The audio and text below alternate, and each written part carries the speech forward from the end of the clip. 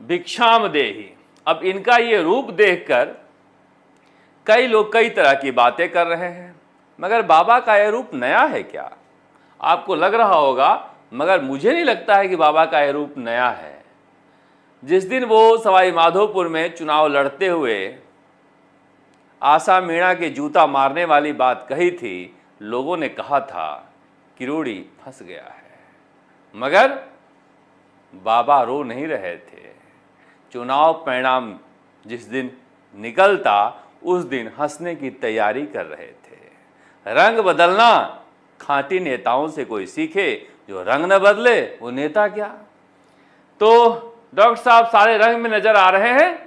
जगमोहन मीणा को कोई चर्चा ही नहीं हो रही है कि कहाँ है कार्यकर्ता और कहाँ चुनाव हो रहा है। वैसे मैं बता दूं कि दौसा में सबसे कड़ी टक्कर है। डीसी बैरवा कई जगह आगे दिखाई दे रहे हैं। शोर डॉक्टर किरोड़ीलाल मीणा का ज्यादा है, मगर डीसी बैरवा के खामोशी में शोर कम नहीं है। और जितनी चालाकी से वो चुनाव लड़ रहे हैं, ऐसा लग रहा है कि बहुत तपे तपाए नेता हैं। डीसी बैरवा चुपचाप, मुरारीलाल मीणा चुपचाप अपने वोटों को सहेजने में लगे हैं।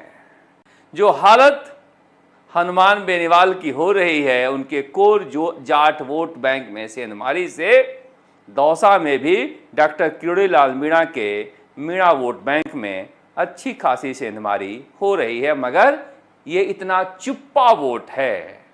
चुप्पा वोट जिसे साइलेंट वोट कहते हैं, वो समझते हैं डॉक्टर किरोड़ीलाल मीणा, इसीलिए उम्र के इस पड़ाव पर इतना पसीना बहा रहे हैं भाई के लिए। केला से तौलते हुए का है, कहीं बैलगाड़ी पर चलते हुए का है, कहीं डांस करते हुए। जितने रंग डॉक्टर किरोड़ीलाल मीणा को देखने के मिले हमें, उतना शायद ही किसी को देखने के मिले होंगे। मगर उनके भिक्षाम दे, उन्होंने कहा था कि धर्म की रक्षा के लिए, सनातन की रक्षा के लिए, वो जनता से देश सेवा के लिए भिक्षा मांगने आए हैं। वोट की जनता अपनी इच्छा से उन्हें वोट की भिक्षा दे और राष्ट्र का निर्माण करे। जब डॉक्टर किरोड़ीलाल मीणा रंग में रहते हैं तो गोविंद सिंह डोटासरा को अपनी रंगत याद आ जाती है। वो सीधे सुबह दौसा पहुंचे और उनके भिक्षाम देहि पर मजा लेने के लिए वकील रहे हैं और मजा लेते हैं। उससे पहले इन्होंने अपना आज डांस रामगढ़ में भी दिखाया। अब ये कहीं भी जाएं और डांस न दिखाएं तो फिर ये सभा पूरी होती नहीं है। गोविंद सिंह डोटासरा का मतलब कि ये गमछा डांस और डिमांड हो ही जाता है। अब ये बच नहीं सकते, इससे बच नहीं सकते, क्योंकि कई चीजें आपके गले पड़ जाती है और इनके गले पड़ गए हैं। जहां पर लोग हैं वो भाषण सुनने में अब दिलचस्पी नहीं दिखाते हैं। गोविंद सिंह डोटासरा का इंतजार करते रहते हैं कि भाषण कब खत्म हो और अध्यक्ष ही जरा एक बार ठुमका लगा दे। तो यही माहौल है यहाँ पर। जो लोग हैं वो मजे ले रहे हैं। सुनिए क्या कहते हैं। क्या बात है, क्या चल रहा है। कल देखा नहीं आपने एक वीडियो, क्या देखा? भिक्षा देहि, भिक्षा देहि, भिक्षा देहि, देसी आराम देहि, आराम देही, आराम देही। ये जनता है भाई साहब, ये आराम देगी, भिक्षा देही नहीं है। तो मजे ले रहे हैं। भले ही रामगढ़ में भाषण दे रहे थे जहां पर डॉक्टर किरोड़ीलाल मीणा नहीं है, लेकिन डॉक्टर किरोड़ीलाल मीणा को गोविंद सिंह डोटासरा और गोविंद सिंह डोटासरा को डॉक्टर किरोड़ीलाल मीणा हर वक्त दिखाई देते हैं। इसलिए वो कह रहे हैं कि भिक्षा नहीं देगी, आराम देगी जनता आपको डॉक्टर साहब। और उन्होंने कहा कि जनता से झूठे वादे कर रहे हैं कि ये करा दूंगा, वो करा दूंगा। इनके कहने से एक चपरासी नहीं लगने वाला है। खैर, इन दोनों का वाक युद्ध चलते रहता है, क्योंकि डॉक्टर किरोड़ीलाल मीणा ने भी कुछ दिन पहले कहा था कि चुनाव बाद सारा साढ़ूपाना निकाल दूंगा, सारे इनके जो कारनामे हैं वो सामने लाऊंगा। मगर देखिए अब क्या होता है। चुनाव बीतने के बाद रात गई बात गई, अभी तो फिलहाल चुनाव है। पर दौसा में इसलिए मैं ये बात कह रहा हूं कि वहां पर जिस तरह से डीसी बैरवा अपनी चुनावी रणनीति को लेकर आगे बढ़ रहे हैं, मुरारी लाल मीणा चुपचाप मीणा वोट में सेंधमारी कर रहे हैं। ब्राह्मण मतदाता अभी भी मुखर नहीं हो पा रहे हैं अपने कोर पार्टी बीजेपी के लिए, और सैनी वोटर जो हैं वो फिलहाल अशोक गहलोत के ऊपर लगातार हमले से बाबा से रूठे हुए आ रहे हैं।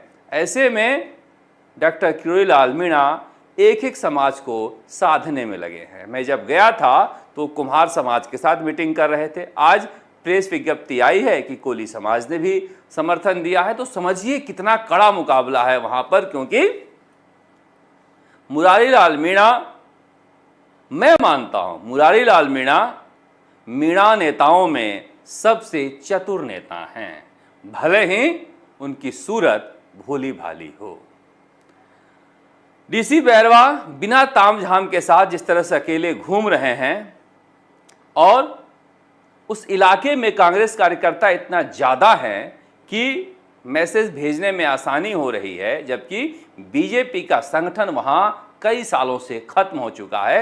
डॉक्टर किरोड़ी लाल मीणा अपने बलबूते वहां पर चुनाव लड़ रहे हैं। इसलिए ये मुकाबला बहुत दिलचस्प है। यहां पर ऊंट किसी करवट बैठ सकता है।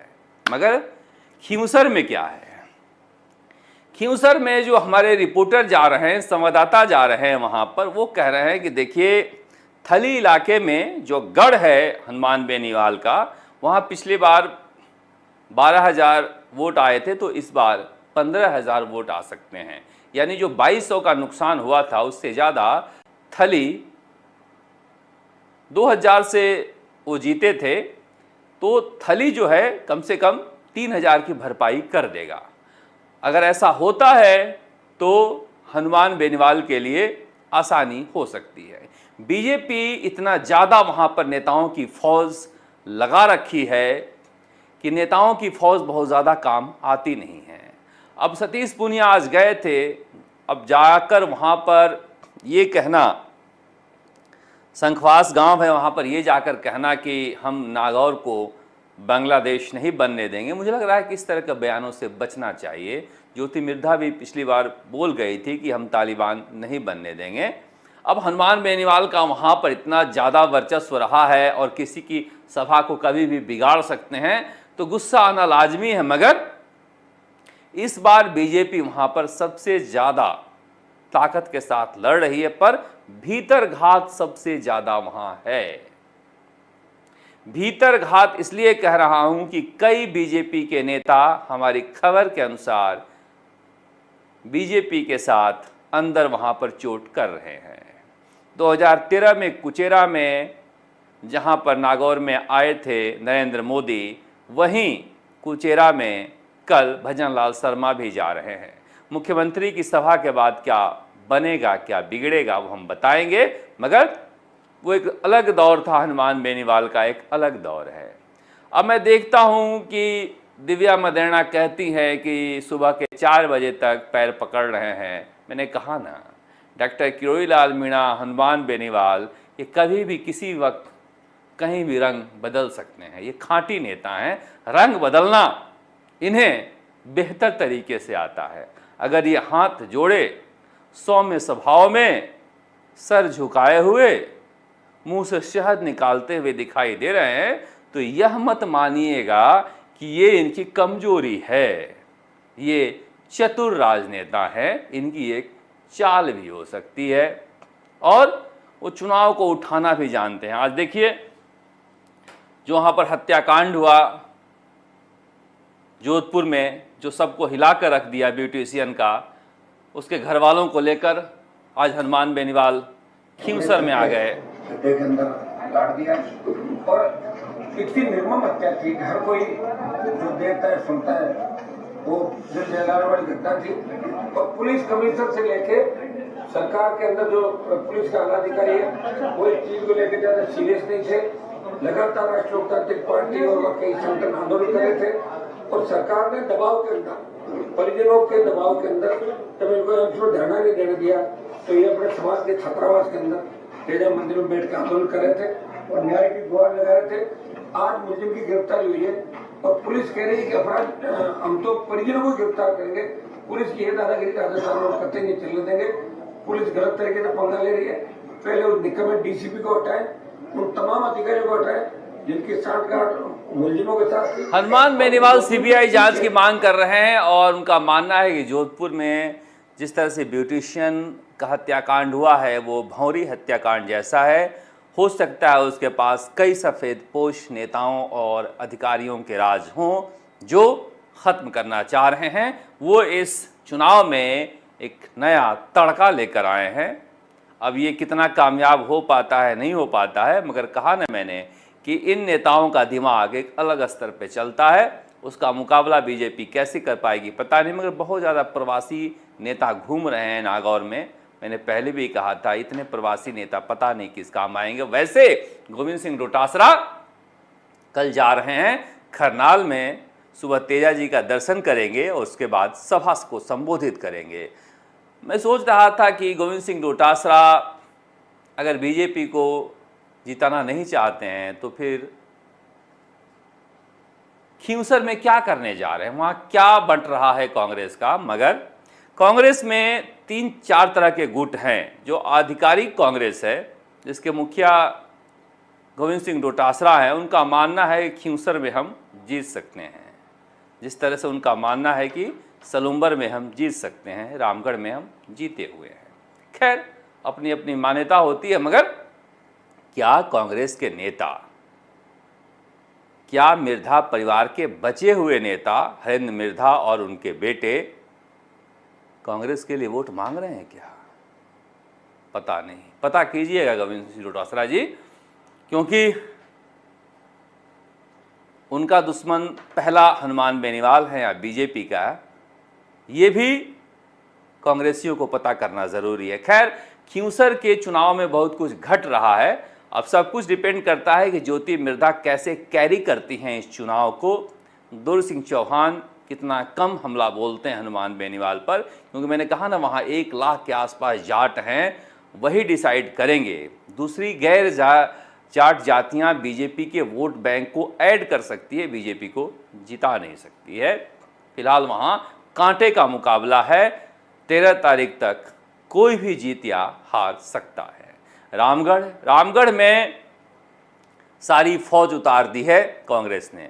जितने भी संजना जाटव से लेकर और नेता प्रतिपक्ष टीकाराम जूली और बाकी सभी जातियों के नेताओं को उन्होंने अब रामगढ़ में लगा दिया है। उनका मानना है कि कोई सीट जीते ना जीते, अधिकारी कांग्रेस जो है उनका मानना है कि रामगढ़ सीट हम निकाल सकते हैं, इसलिए सारा फोकस सारा नेता को रामगढ़ भेज दिया है। अब रामगढ़ में उनका कहना है कि हमें केवल 20% वोट चाहिए, हमें मुसलमानों में वोट मांगने की ज़रूरत नहीं है, सारे मुसलमान कांग्रेस के वोटर हैं, वक्त नहीं बर्बाद करना है, इसलिए हमारा काम आसान हो जाता है। हमें सिर्फ हिंदुओं में जाना है और हिंदुओं में ज़्यादा वोट नहीं चाहिए, केवल 20% वोट चाहिए और वो 20% वोट हम ला पाएंगे, इसके लिए वो निश्चिंत हैं। हालांकि बीजेपी का मानना है कि रामगढ़ में हम बहुत आगे हैं और आराम से चुनाव जीत लेंगे। दोनों के अपने अपने दावे हैं, इसलिए वहाँ पर कांटे का टक्कर है। ये जरूर कहा जा सकता है कि आर्यन जुबेर एक नया लड़का है और नए लड़के की वजह से उनकी कट्टर छवि नहीं है जो साफिया जुबेर अगर खड़ी होती तो होता। जुबेर खान एक सौम्य छवि के नेता थे और आर्यन जुबेर को उसका फायदा मिल सकता है। मगर कांग्रेस कितना एकजुट होकर चुनाव लड़ रही है उस दिन पता चलेगा जब नतीजे आएंगे। और लौटते हैं त्रिकोणीय मुकाबले पर। झुंझुनू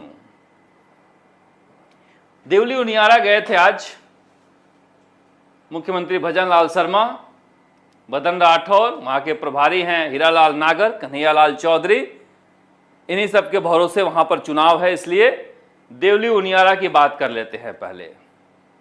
अजीत मेहता भी दिखाई दे रहे हैं, टोंक के जिला अध्यक्ष। देवली उनियारा में देखिए राजेंद्र गुजर वहाँ पर इस भरोसे हैं कि नरेश मीणा और केसी मीणा का वोट बटेगा और कांग्रेस चाह रही है कि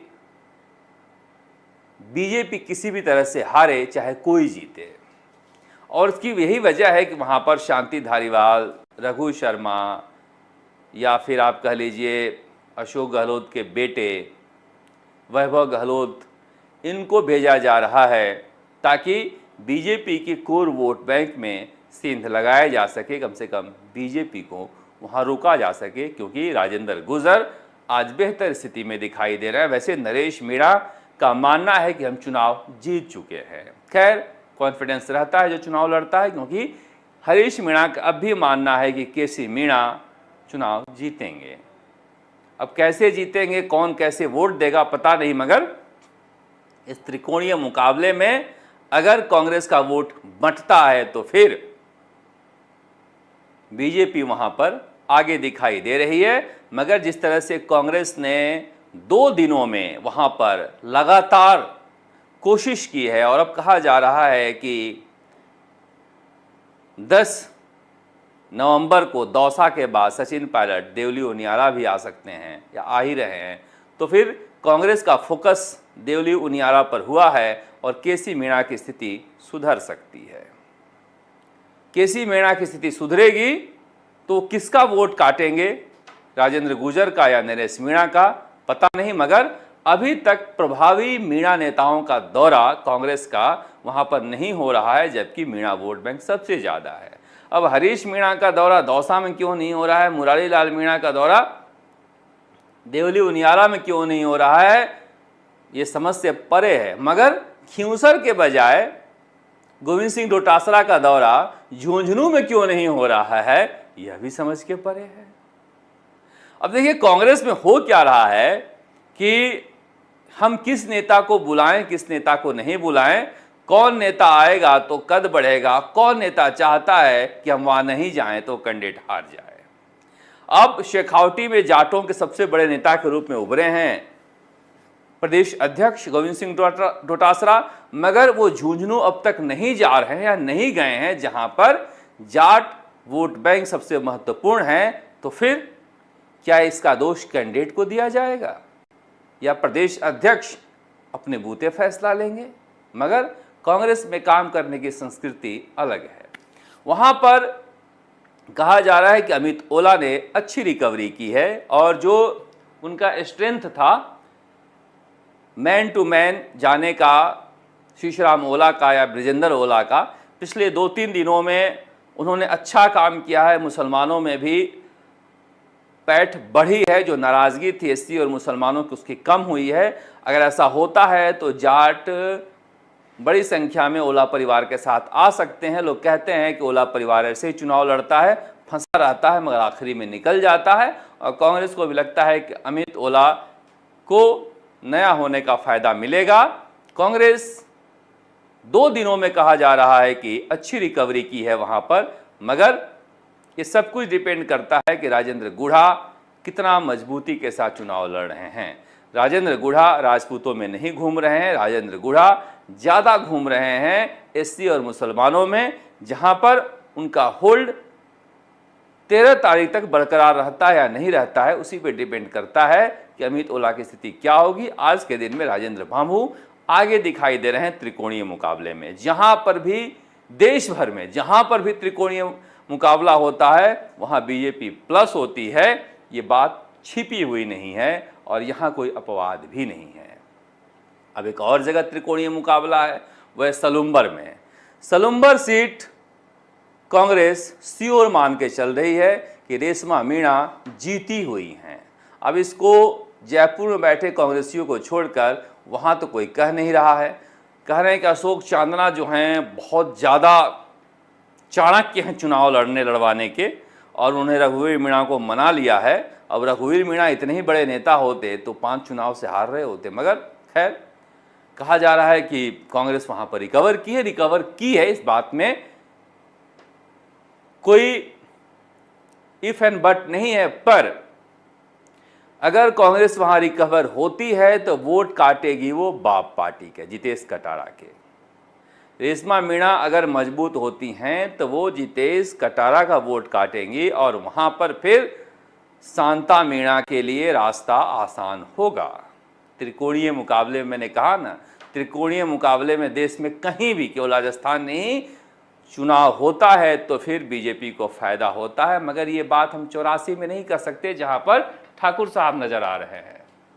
अब बताइए, शेखावटी का शेर जो है वो 84 और सलुम्बर घूम रहा है, मगर ये पहले भी वहां पर धारियावाद में प्रभारी रह चुके हैं, आदिवासी इलाके में काम कर चुके हैं और ये राज्य स्तर के नेता हैं, इसलिए इनका प्रभाव कहीं पर भी है। 84 में ये लगे हुए हैं, मगर वहां पर राजकुमार रोत बहुत आगे है।